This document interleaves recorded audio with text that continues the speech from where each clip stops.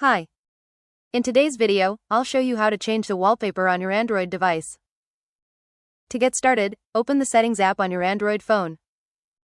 Tap Wallpaper and Style, Wallpaper, or Home Screen and Lock Screen, depending on your device. Next, choose whether you want to change the home screen, lock screen, or both. Select a wallpaper from your phone's built-in collection, or tap Gallery or Photos to use one of your own pictures.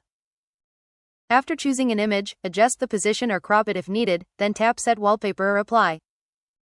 Choose where you want the wallpaper to appear, and your new background will be applied immediately.